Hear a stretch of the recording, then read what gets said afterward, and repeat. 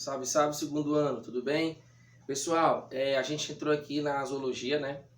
E falamos as características embrionárias dos animais, tá? Características importantes para que a gente possa conhecer cada filo, cada grupo animal. E a gente vai entrar agora aqui no primeiro grupo, tá? Que é o grupo dos poríferos, né? Os animais que apresentam inúmeros poros. E a gente tem aqui as esponjas, né? Como animais aqui desse grupo, tá?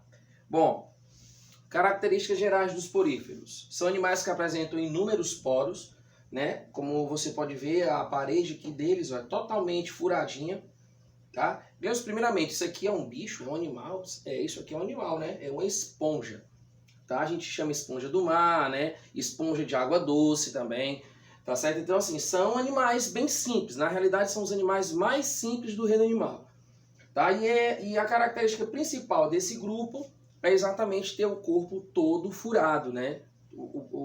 Elas apresentam inúmeros poros aqui, tá certo? São filtradores, tá? Graças a esses poros eles vão filtrar a água, né? E vão retirar os nutrientes aí para se alimentarem, né? São todos aquáticos, a maioria vive na água salgada, porque a gente tem poucas espécies aqui de esponjas na água doce. São sésseis, ou seja, animais fixos a um substrato. Né? Eles são presos a uma rocha, a um pedaço de navio, né? Alguma coisa que esteja no fundo, tá?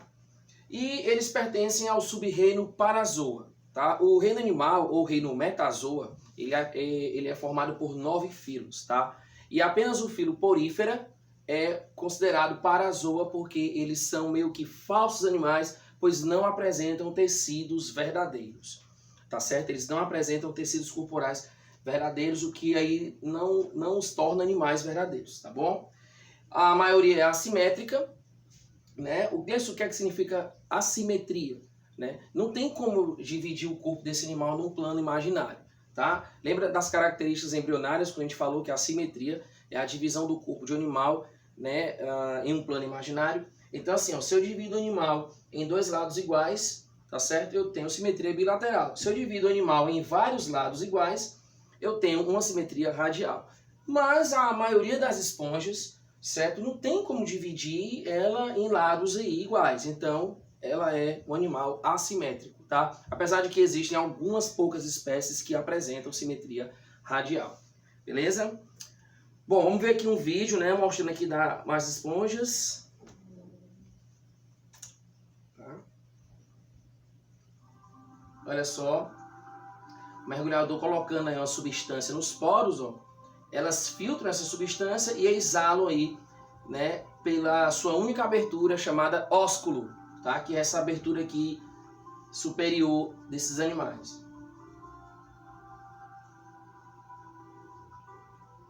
Olha só.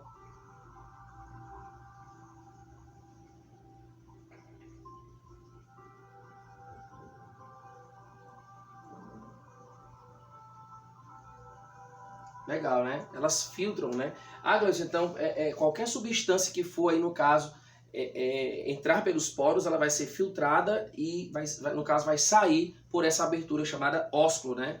Exatamente. O ósculo, pessoal, é essa aberturazinha aqui, ó. Tá certo? É, na verdade, a única abertura que tem no corpo das esponjas, tá? E essa cavidade oca aqui todinha, né, é a espongiocela, né? A cavidade da esponja. Vamos ver aqui, né? Bom, a organização corporal dos poríferos. Pessoal, esses animais eles são muito simples. Eles apresentam 3 células específicas, né? 3 grupos de células específicas, na realidade. Eles apresentam os pinacócitos, que são células achatadas que revestem externamente o corpo das esponjas. Então, eu vou encontrar esses pinacócitos aonde, Leucio? Eu vou encontrar esses pinacócitos aqui, né? Nas laterais do corpo, tá? Rodeando o animal todo. Tá certo? São células achatadas, né, que revestem aqui externamente o corpo do animal. Porócitos, né, como o nome já diz, são células que vão formar os poros. Então, em cada porozinho desse daqui, certo, eu tenho aqui, né, células que vão formar esse pequeno orifício, tá? E essas células são exatamente chamadas de porócitos.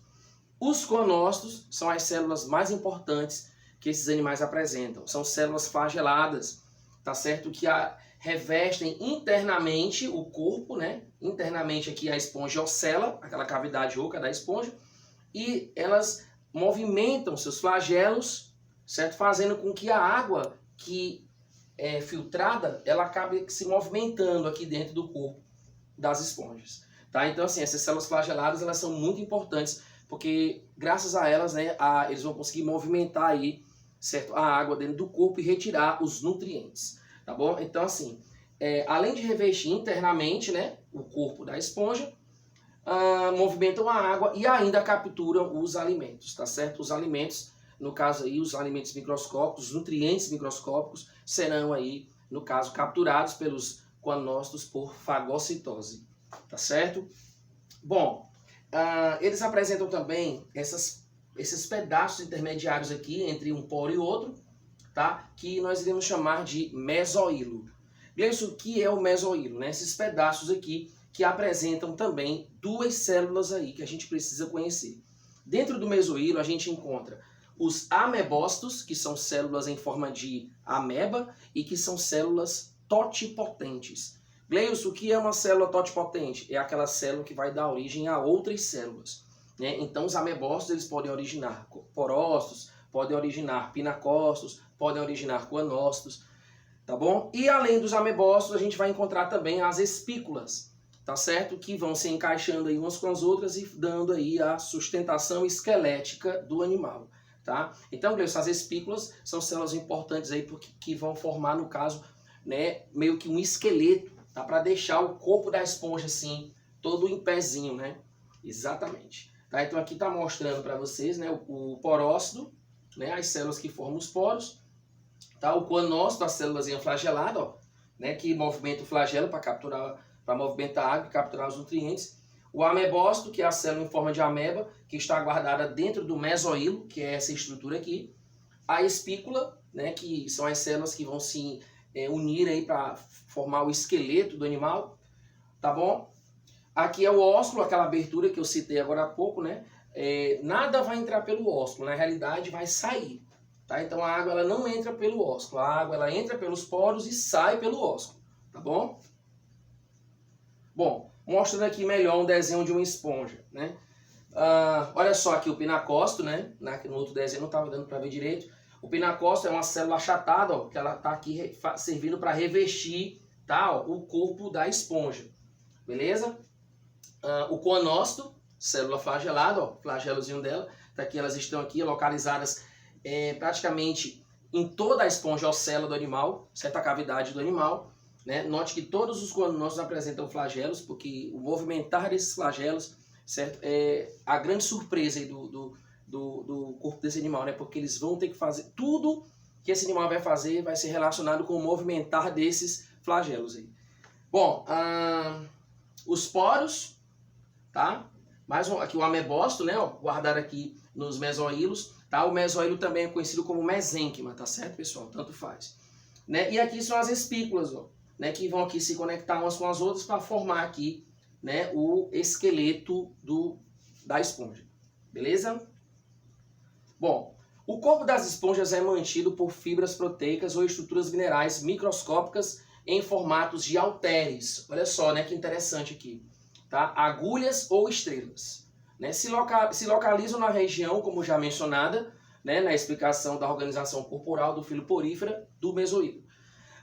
As estruturas minerais das esponjas podem ser constituídas por sílica, né, SiO2, ou carbonato de cálcio, certo? CaCO3, né, que são denominadas espículas. Então, o que ele está dizendo aqui? Que aqui são os modelos que nós temos aqui de espículas, né, e a composição química delas, né? Existem espículas silicosas, tá certo? Ou espículas aí de calcário, tá certo? E essas estruturas aqui, elas vão, né, montar aí o esqueleto, né, que vão dar a sustentação esquelética da esponja, beleza? Bom, fisiologia dos poríferos. O sistema digestório é ausente, né? Como você viu aí, esse animal não tem boca, ele não tem estômago, não tem intestino.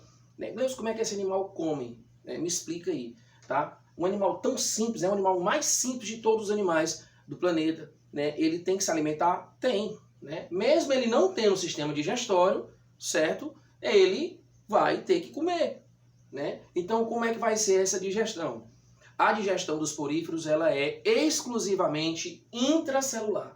Gleison, o que é que significa digestão intracelular? É aquela em que a célula ela absorve o nutriente, né? A célula está se alimentando, tá? Então, se todas as células desse animal estiverem se alimentando, o animal todo também vai estar se alimentando, tá certo? Então, eles vão realizar a digestão intracelular, né? Graças aos coanócitos e vão realizar isso por fagocitose, o englobamento de partículas, tá? Então, a digestão ela é exclusivamente intracelular, né? Os coanócitos são células flageladas que capturam o alimento e iniciam a digestão.